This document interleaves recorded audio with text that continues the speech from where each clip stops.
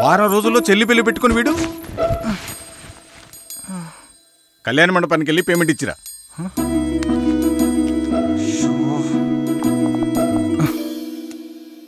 అయిపోయింది.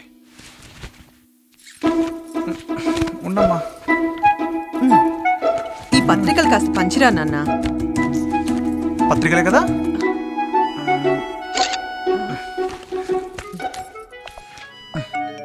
వెళ్ళిపోయాయి.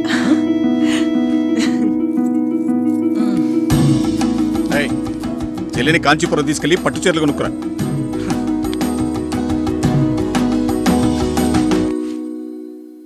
కాంచీపురమే మన దగ్గరకు వస్తుంది.